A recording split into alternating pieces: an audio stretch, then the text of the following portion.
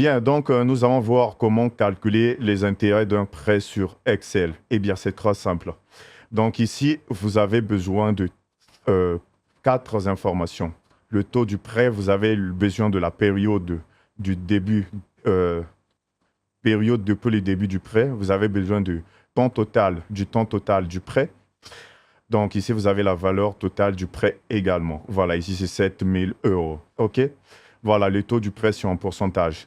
Alors, donc, pour calculer ça, c'est très simple. Excel vous présente déjà une fonction qui a déjà prédéfinie à ce niveau sur Excel, qui va vous permettre d'effectuer cette opération facilement et rapidement, le plus rapidement possible. Pour ce faire, donc, vous aurez besoin de ces quatre informations. Je viens de double-cliquer ici parce que intérêt, c'est ici normalement où nous voulons mettre nos résultats. Donc ça, je vais tout simplement dégaler ça comme ceci, voilà. Cela, je pense que c'est bon. Je vais faire un double-clic à ce niveau, sur cette cellule. C'est ici que nous allons mettre les intérêts de prêt, OK? Alors, donc, je vais insérer tout simplement égal comme ceci. Et après, vous allez venir ici à ce niveau sur cette petite fonction f, insérer une fonction. Je clique sur fx à ce niveau.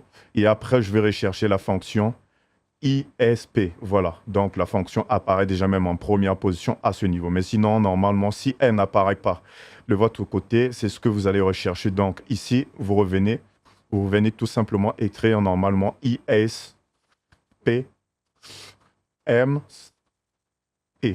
Voilà, comme ceci. Et je clique sur Entrée. Et c'est la fonction que vous voyez juste ici. Je vais faire un double clic comme ceci et ça m'affiche une page. Et ici, c'est très simple. On vous demande quatre informations comme je viens de le dire. La première information, c'est le taux du prêt. Eh bien, c'est ce que vous voyez là, c'est en pourcentage. Je clique là et la valeur a été sélectionnée. La deuxième valeur qu'on me demande ici, c'est la période. Donc ça, c'est PR, en fait, c'est période qui a été abrégée. C'est la période qui a été écoulée depuis le début du prêt. Donc, cette période, c'est 3, que vous voyez là, la valeur de 3 ans. Je récupère ça ici. Alors, ici, on me demande quoi? On me demande une autre information. En fait, ici, sur la troisième case, c'est le temps total du prêt. Donc, le temps total. Donc, ici, le temps total, c'est 7, la valeur de 7 que vous voyez ici. Et après, en dernière valeur, on me demande la valeur totale du prêt. Donc ça, c'est valeur qui a été abrégée. Je prends donc 7 000 euros, je clique là et je vais cliquer sur OK. Voilà. Donc là, ça me donne la valeur d'intérêt de prêt qu'on doit payer la valeur supplémentaire qu'on doit payer. Voilà, c'est même ça. OK. Voilà, donc là, je pense que vous avez appris comment calculer le taux d'intérêt de prêt sur Excel. Voilà. Alors, dans cette deuxième partie, nous allons voir donc comment est-ce qu'on peut faire pour regrouper des données sur Excel. Qu'est-ce que j'entends par là? En fait, concaténer tout simplement les données. OK? Donc, par exemple, je vais ici concaténer. Donc là, c'est centre. Je vais mettre ça tout simplement au coin. Voilà. Donc là, je vais concaténer par exemple l'adresse, le nom d'un utilisateur, où se trouvent les noms. Voilà, donc cette colonne-là, je vais la déplacer, je vais la mettre tout simplement à ce niveau-là. Voilà, donc ici, on veut par exemple concaténer le nom et le prénom des utilisateurs à ce niveau pour créer une session de connexion, peut-être, on suppose. Donc du coup, ce que je vais faire, c'est quoi? Je vais taper une fonction qu'on appelle concaténer. Donc je tape tout simplement comme ceci, concaténer, voilà. Ce qui s'affiche à ce niveau. Je vais faire un double clic comme ceci. Alors, donc ici, j'ai besoin d'un premier argument, d'avoir le texte. Donc ici, je vais sélectionner la première cellule qui est le nom. Et ensuite, je vais sélectionner, avant de sélectionner une autre cellule, je vais mettre d'abord un point-virgule comme ceci. Une fois que vous avez mis le point-virgule, qu'est-ce que vous allez mettre d'autre? Alors ici, je vais insérer par exemple une chaîne de caractères. Et pour insérer une chaîne de caractères sur Excel, vous devez ouvrir ce qu'on appelle par des doubles guillemets. OK?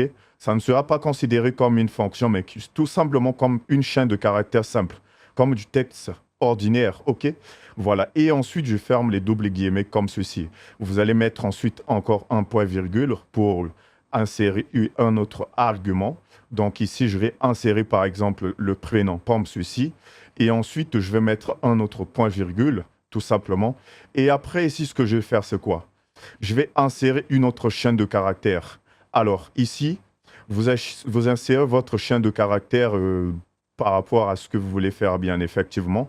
Si par exemple, moi, je vais créer une session de connexion, si par exemple, c'est pour le domaine, vers un domaine Active Directory de cpformtech, je peux mettre tout simplement comme ceci, cpformtech, cpformtech.com. Dans le cas contraire, je peux créer des emails pour dire, par exemple, Gmail comme ceci, donc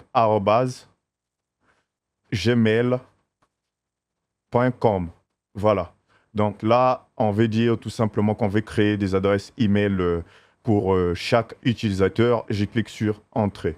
Et là, on me dit quoi? Nous avons rencontré une erreur dans cette formule. Êtes-vous en train de taper formule? Je sais pas, j'ai fait une erreur là. Attendez un instant.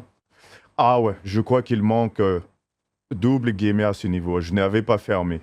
Voilà, donc là, normalement, ça devrait marcher tout simplement. OK.